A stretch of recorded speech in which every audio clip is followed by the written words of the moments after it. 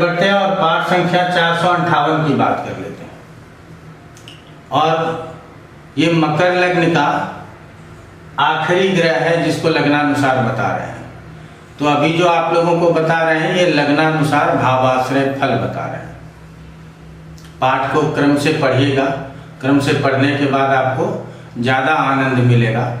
इसके पहले मकर लग्न में राहु 1 से लेकर के 12 स्थान तक स्थित होने पर क्या फल करता है इसके विषय में बताया था।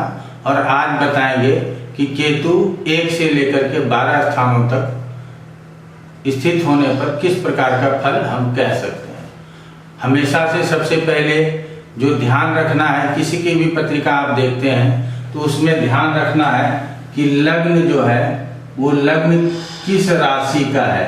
तो हम लोग क्या देख रहे हैं कि लग्न मकर राशि का है और जिस विषय को समझना है वो विषय क्या है, तो वो ग्रह कौन है, तो वो ग्रह है केतु। तो केतु के विषय में हम लोग क्या क्या जानते हैं, तो सबसे पहले ये जानते हैं कि ये एक छाया ग्रह है, इसका कोई भौतिक अस्तित्व नहीं होता। राशियों का जब स्वामित्व दिया गया उसमें राहु और केतु को किसी भी राशियों का स्वामित्व नहीं दिया गया। जहाँ तक फिक्स सिग्निफिकेटर की बात है तो वहाँ भी राहु और केतु को किसी भाव का फिक्स सिग्निफिकेटर नहीं बनाया गया। तो राहु और केतु छाया ग्रह है और स्वतंत्र रूप से कार्य करता है। जैसे शनि में मैंने लिखा, राहु में मैंने लिखा था शनिवत राहु, यहाँ पर आप लोगों को एक चीज लिख देना चाहेंगे, कुजवत केतु। अर्थात केतु जो है वो मंगल की तरह, कुज का मतलब होता है मंगल, ये आप लोग समझ लीजिए। तो मंगल की तरह केतु काम करता है। ये बात तो हम लोगों के समझ में आ गई। अब जब स्वामित्व तो प्राप्त नहीं है तो वो किसी स्थान विशेष का फल करने के लिए उत्तरदायी नहीं है। क्यों? क्योंकि इसके पास किसी का स्वामित्व नहीं प्राप्त है, किसी भाव का कारकत्व नहीं प्राप्त है, इसीलिए किसी भाव का परिणाम देने के लिए ये विशेष रूप से उत्तरदायी नहीं है। तब ये फिर किस तरह से परिणाम देगा, तो अपने स्थिति और दृष्टि से परिणाम देगा। इससे ये दोनों प्रकार का परिणाम दे सकता है, शुभाशुभ, शुभ और अशुभ दोनों प्रकार का परिणाम दे सकता है, और दृष्टि से सिर्फ अशुभ परिणाम दे सकता है। तो स्थिति से शुभ भी होगा और अशुभ परिणाम भी होगा, लेकिन दृष्टि से सिर्फ और सिर्फ अशुभ परिणाम होगा। अब सबसे पहले बात कर लेते हैं कि लग्न में केतु हो, तो केतु लग्न में है, राहु में भय और भ्रम की स्थिति होती है। वो स्थिति हद तक केतु के अंतर्गत भी आता है, लेकिन केतु के आने पर हमारा स्वभाव चिड़चिड़ा हो जाता है। क्योंकि अगर कोई भी चीज क्रम से न हो, सही तरीके से न की जा रही हो, तो केतु की दशाओं में स्वभाव में चिड़चिड़ापन आ जाता है। सामने वाले के व्यवहार से हम दुखी होते हैं और अपने स्वभाव में चिड़चिड़ापन को प्राप्त कर लेते हैं। तो यहाँ पे केतु लग्न में है, मकर लग्न की पत्रिका है और ये मंगल की तरह काम करता है। तो ऐसे लग्नों के लिए बहुत अच्छा नहीं कहेंगे, लेकिन एक सिद्धांत कहता है कि राहु और केतु यदि केंद्र स्थान में हो तो वो शुभ फल देता है। अर्थात लग्न से स्वास्थ्य की बात होती है तो स्वास्थ्य उत्तम रहेगा, लग्न से धन की बात आएगी तो धन अच्छा रहेगा। तो इन विषयों को यहाँ हम लोगों ने समझ लिया। और राहु की तरह केतु भी स्थिति में दोनों प्रकार का फल कर, दो एक स्थिति एक जगह स्थित है तो दूसरे जगह का भी फल करता है। वो दूसरे जगह किसका फल करता है कि जिस राशि में स्थित है उसके स्वामी की दो राशियां हैं, जिसमें मंगल आएगा, बुध आएगा, गुरु आएगा, शुक्र आएगा और शनि आएगा। ये पंच तारा इसको बोलते हैं। तो पंच तारा ग्रह की यदि राशि में है तो उसके दोनों राशियों का फल करेगा।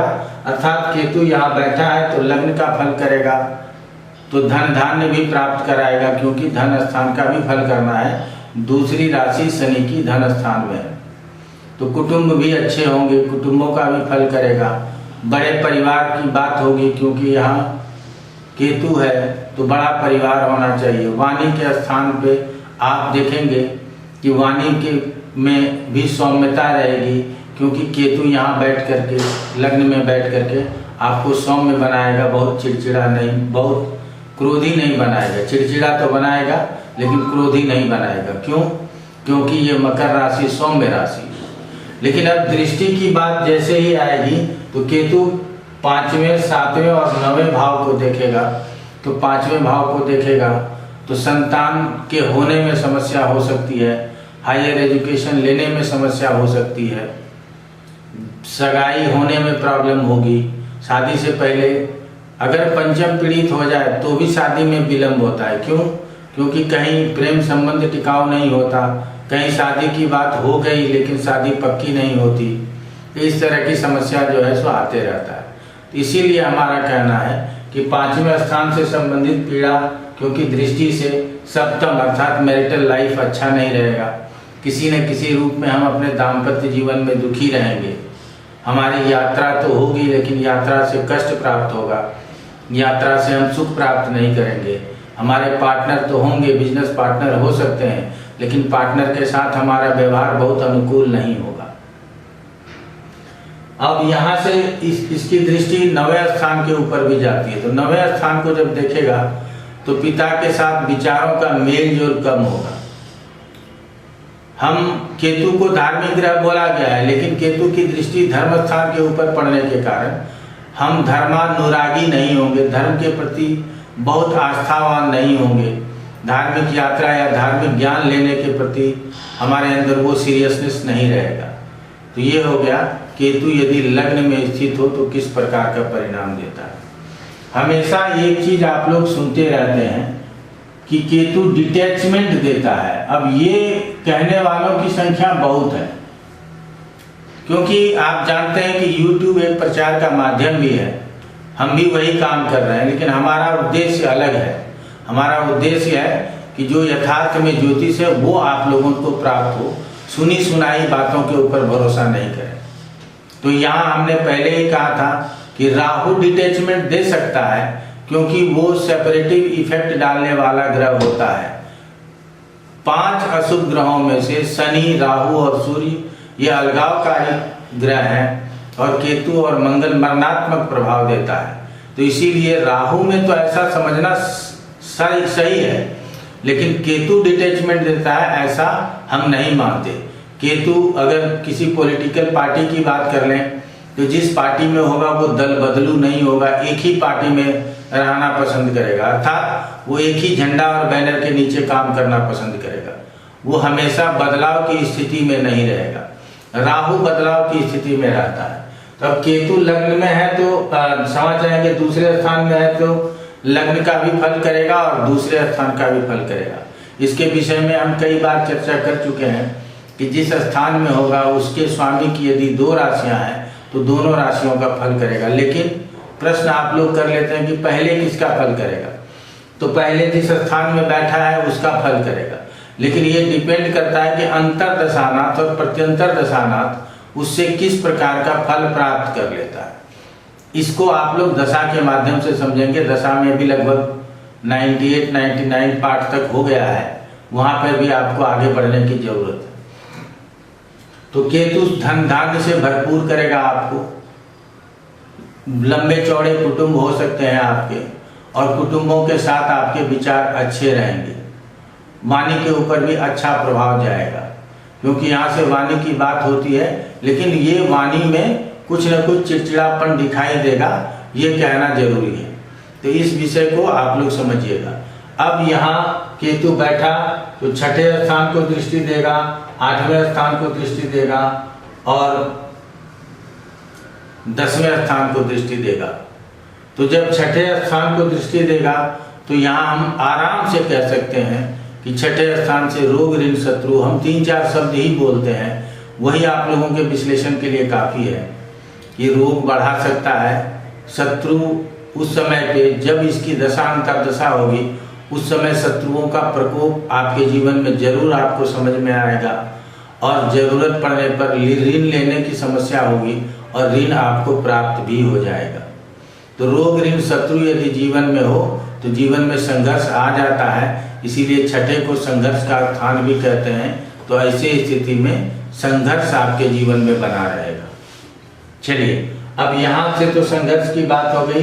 8वें स्थान को एक्टिव कर रहा है तो चोट चपेट लगने की संभावना है। तो यहाँ पे चोट चपेट यदि लगेगा तो ये केतु है, मरणात्मक प्रभाव देता है, तो मरण तुल्य कष्ट या मरण भी दे सकता है। केतु जब छत बिछत करना केतु का काम है, अर्थात अंग इधर से उधर हो जाए, आप गाड़ी के नीचे कुचल के दबके मर जाएं, ऐसी स्थिति केतु करता है। जब हम मारकखंड बताते हैं तो वहाँ इस तरह की चर्चा करते हैं। तो हम अपने यहाँ से एडवांस प्रेडिक्टिव एस्ट्रोलॉजी का कोर्स भी आप लोगों के लिए शुरू किया हुआ है, बहुत पॉपुलर कोर्स है और ये 13वां या 14वां बैच प्रारंभ हो रहा है। तो अगर जनवरी में शुरू हो रहा है, अगर आप लोग आना चाहेंगे तो 6 महीने में इतना जरूर है कि आप हमारे तरह ज्योतिष बोल सकेंगे और ज्योतिष लोगों को बता सकेंगे। तो जिनको भी आवश्यकता हो वो नामांकन करा सकते हैं। आगे बढ़ लेते हैं। हम छठे 8वें में चोट चपेट दुर्घटनाओं की आशंका होगी। उसके बाद दृष्टि कहाँ पहुँच जाएगी? 10वें स्थान के ऊपर। तो कार्य क्षेत्र में रुकावट, किसी न किसी रूप से परेशानी, ये आपको देखने के लिए मिलेगा।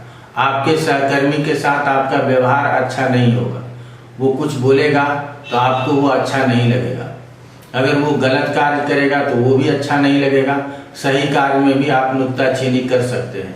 इसीलिए ऐसे स्थिति में आपको पद की प्राप्ति भी नहीं होती। जो उचित मान सम्मान आपके जॉब के क्षेत्र में आपको प्राप्त होना चाहिए वो भी यहाँ प्राप्त नहीं होता। तो ऐसे स्थिति में केतु 3 स्थानों के अशुभ परिणाम देते हैं। पहला हो गया आपके छठे, दूसरे 8वें और तीसरे 10वें स्थान के, यदि वो दूसरे स्थान में स्थित हो। अब केतु यदि तीसरे स्थान में स्थित हो तो क्या फल करेगा, इसको समझने का प्रयास करते हैं। केतु अब तीसरे स्थान में है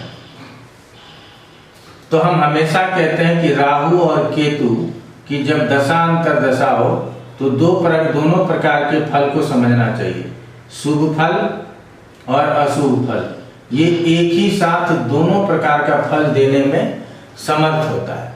एक ही साथ अपनी दशाओं में अच्छे फल भी दे देंगे और बुरे फल भी दे देंगे। इसीलिए आपको इसको बहुत सावधानी से समझने की जरूरत है। अब केतु तीसरे स्थान में है तो तीसरे स्थान में है तो तीसरे स्थान में केतु को बहुत शुभ नहीं कहा गया, लेकिन अशुभ ग्रह शुभ स्थानों से अच्छा फल करते हैं।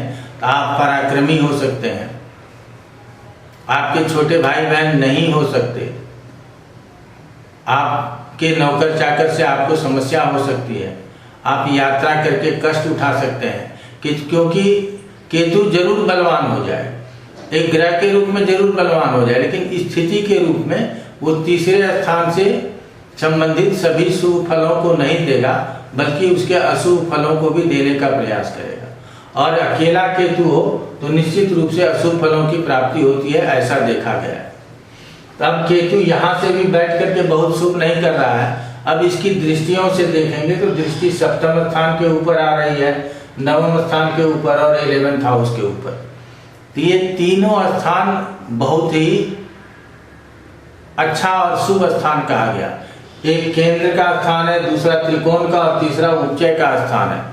तो इसीलिए तीसरे में बैठ करके केतु बहुत शुभ परिणाम नहीं दे पाता, क्योंकि सप्तम के फल को कमजोर कर देता है, दाम्पत्य सुख में कमी कर देगा, पति पत्नी में आपस में विवाद होते रहेंगे, मतैक्य बना रहेगा, यात्रा करके कष्ट उठा सकेंगे, यात्राओं से बहुत लाभ नहीं होगा। और पार्टनर जो व्यवसायिक पार्टनर होते हैं उस पार्टनर के साथ भी अच्छा व्यवहार नहीं रहेगा और अच्छे कार्य नहीं कर सकेंगे। साथ में दैनिक कर्म को हम इसी स्थान से देखते हैं। तो दैनिक कर्म को जब यहाँ से देखेंगे तो दैनिक कर्म करने में जो अनुशासन की जरूरत है वो अनुशासन आपके अंदर दिखाई नहीं देगा। तो ये तो हो गया केतु यदि तीसरे स्थान में है तो हम सप्तम को दृष्टि देंगे तो क्या क्या विशेष अशुभ परिणाम। अब यहाँ से ये नवम को दृष्टि देगा तो पिता के साथ विचारों में मतभेद होना, सामंजस्य की कमी होना, एक दूसरे का विरोध करना, धार्मिक आस्था नहीं होना, आस्थावान लोगों के ऊपर आप भरोसा नहीं करना, तो ये सब नवम स्थान के ऊपर केतु की दृष्टि से संभव है। और आपके बॉस आपसे प्रसन्न न रहें, बड़े भाई आपके हों अथवा न भी हो सकते हैं। यदि इसके साथ शनि का और मंगल का भी दृष्टि हो जाए तो बड़े भाई हो भी ना, तो ऐसे स्थिति में पदोन्नति की जब बात तो आएगी लेकिन पदोन्नति नहीं होगी। और कम से कम केतु की यदि अंतर्दशा और प्रत्यंतर दशा चल रही हो तो ऐसी दशा और अंतर्दशा में पदोन्नति की बात चलेगी लेकिन पदोन्नति होगा नहीं। तो जब लोग प्रश्न लेकर के आते हैं तो स्पष्ट आंसर दिया जा सकता है। हम यही जानते हैं ऐसा हो सकता है, यदि ये हो जाता तो ऐसा हो सकता था। इस तरह का जो संवाद आप ज्योतिष में सुनते हैं, ऐसे संवादों को सुनने की जरूरत नहीं है। स्पष्ट निर्णय देने के लिए ज्योतिष बना हुआ है। यदि हमको ज्योतिष के पास जाकर के भी स्पष्ट निर्णय नहीं प्राप्त होता है तो हमें फिर कहाँ जाना चाहिए। और तो किसी के पास ये ज्ञान नहीं है जो आपको स्पष्ट निर्णय लेने के लिए बताए। तो यहाँ पे प्रमोशन नहीं होगा, बॉस प्रसन्न नहीं होंगे, बड़े भाई से तकलीफ होगा, लाभ में निरंतरता की कमी रहेगी। ये सब तीसरे स्थान में केतु होने से आपको प्राप्त होता है।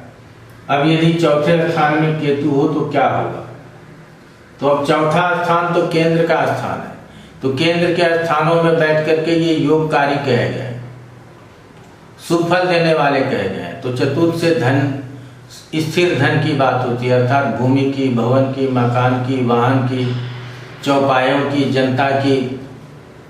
तो नेता है तो जनता का सुख मिलेगा, किसान है तो लैंड का सुख मिलेगा, व्यापारी है तो बिजनेस संस्थान का सुख मिलेगा, अर्थात भूमि, भवन, मकान, वाहन का सुख मिलेगा। माता का स्वभाव आपके स्वभाव से मेल खाता हुआ होगा, आप माता के लिए प्रिय होंगे, आपको माता प्रिय लगेंगी, माता के स्वास्थ्य भी अनुकूल रहेंगे। माता के स्वभाव में केतु एक अपना गुण जो देता है, हो सकता है कि थोड़ा बहुत चिड़चिड़ापन रहे।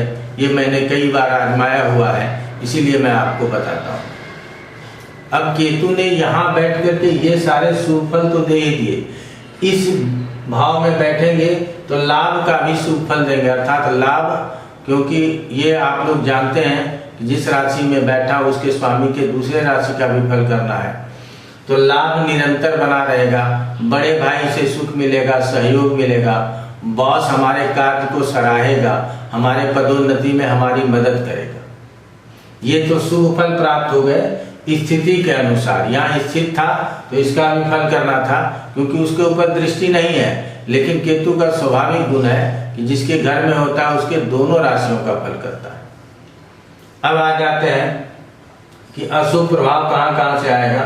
तो पहला 8वां स्थान, दूसरा 10वां स्थान और तीसरा 12वां स्थान। तो 8वें और 12वें स्थान से शुभ फल की प्राप्ति नहीं होती।